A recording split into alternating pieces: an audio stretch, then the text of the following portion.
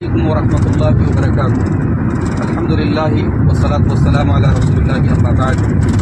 محترم ناظرین، اس وقت ہم لوگ ارریہ بہار کے ایک سفر میں ہیں اور سردیوں کی رات ہے، کوہرے کی رات ہے، اور اس وقت ہم لوگ دربھنگہ کے آگے ارریہ سے تقریباً 150 کلومیٹر پہلے ہیں۔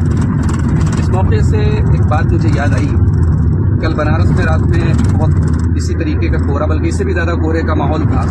میں رات میں تقریباً 11 بجے کسی کام سے گھر سے نکلا تو کچھ نوجوانوں کو میں نے دیکھا کہ وہ بڑی اسپیڈ میں بائک چلا رہے ہیں، اور ایسے نوجوانوں کو رائڈر ہمارے یہاں بولتے ہیں۔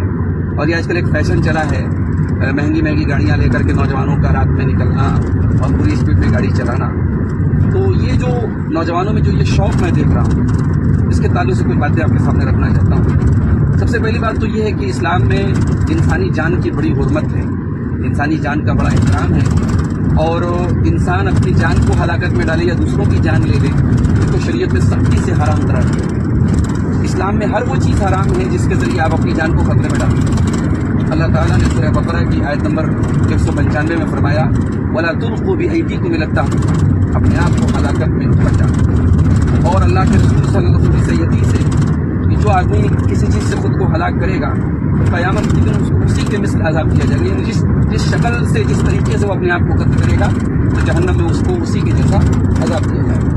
پھر یہ جو رائڈنگ کا شوق ہے، اس میں جو شکل جو ہمارے سامنے نظر آتی ہے، یہ ریاکاری اور دکھاوے کی بھی ایک شکل ہے۔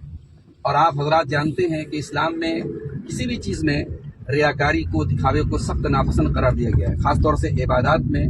تو اس کو بہت ہی سخت طریقے سے اللہ کے رسول صلی اللہ علیہ وسلم نے اس کے بارے میں وعید سنائی ہے، اور قرآن کریم میں بھی اللہ تعالیٰ نے ریاکاری کے ساتھ نماز پڑھنے والوں کے لیے ویل کی بات کہی۔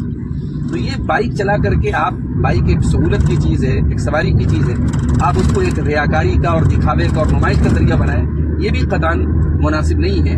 اللہ کے رسول صلی اللہ علیہ وسلم فرماتے ہیں، مسند احمد وغیرہ کے اندر اور صحیح بخاری کے اندر بھی حدیث موجود ہے، آپ نے فرمایا کہ المتشبع بما لم يعطى كلابس ثوب زور، کہ وہ انسان جو چیز اس کو نہیں دی گئی اس کو وہ شو کر رہا ہے، شو آف کر رہا ہے، تو وہ اس انسان کی طرح ہے جو جھوٹ کے 2 کپڑے پہنے، یعنی نمائشی کپڑے پہنے ہوں، جھوٹے 2 کپڑے پہنے ہوں، اس انسان کی طرح وہ انسان ہے جو شو آف کر رہا ہے۔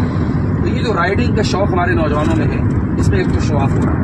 پھر تیسری چیز یہ کہ والدین کی نافرمانی، والدین منع کرتے ہیں کہ اس طریقے کے شوق مت پالو، لیکن اس کے باوجود وہ والدین کی نافرمانی کرتے ہیں اور دوسروں کی جان کو بھی خطرے میں ڈالتے ہیں۔ اس طریقے کے رائڈرز اپنے آپ کو بھی نقصان پہنچاتے ہیں، اور بسا اوقات ایکسیڈنٹ ہوتا ہے تو دوسروں کی جان کو بھی خطرے میں ڈالتے ہیں۔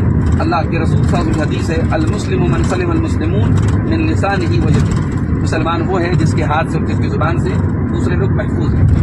اور ایک چیز یہ ہے کہ اس میں بہت سارے نوجوان سمجھتے ہیں کہ یہ ہماری مردانگی اور ہماری جو ہے بہادری کا یہ اظہار ہے۔ تو ایسے نوجوانوں سے کہنا چاہوں گا کہ مردانگی اس میں نہیں ہے، یہ تو بزدلی کی علامت ہے کہ آپ دوسروں کی جان کو خطرہ ڈالیں۔ اگر آپ اصل میں مرد ہیں تو قرآن کریم نے جو مردوں کی صفات بیان کی ہے، اللہ تعالیٰ نے بہت سارے مقامات پہ ایک جگہ فرمایا، فیہ رجال یحبون ان یتطہروا، کہ پاک صاف رہنے والے لوگ جو ہوتے ہیں وہ مرد کہلانے جانے کے لائق ہیں۔ اسی طریقے سے نماز کی پابندی کرنے والے وہ جو ہے اللہ تعالیٰ نے ان کو مرد کہا ہے، اصل مردانگی اپنے اندر پیدا کی۔ اور آخری چیز یہ ہے کہ اس طریقے کی جو رائڈنگ کا شوق ہے، اس میں ہمارے نوجوان وقت بھی بہت ضائع کرتے ہیں، یوں ہی بلا وجہ شہر میں ادھر ادھر گھومتے رہتے ہیں، تو یہ وقت کا بھی ضیاع ہے۔ پیارے رسول صلی اللہ علیہ وسلم فرماتے ہیں، نعمتان مغبون فیہما کثیر من الناس الصحۃ والفراغ، 2 نعمتیں ایسی ہیں لوگ ان کی قدر نہیں کرتے، ایک تندرستی ہے اور ایک وقت کی نعمت ہے۔ تو میرے عزیزوں، میرے نوجوانوں، اس فضول کے شوق سے باہر نکلو، امت کے لیے بہت کچھ کرنے کا وقت آپ کے پاس ہے، اپنے کاموں کو، اپنے اوقات کو مفید کاموں میں لگائیے، اور اس طریقے کے فضول شوق اور کاموں سے دور رہیے، اس میں آپ کی بھی جان کا خطرہ ہے اور دوسروں کی بھی جان کا خطرہ ہے۔ اللہ تعالی ہم تمام لوگوں کو اپنی رضا کے کاموں کی توفیق عطا فرمائے، آمین۔ وآخر دعوانا ان الحمد للہ رب العالمین۔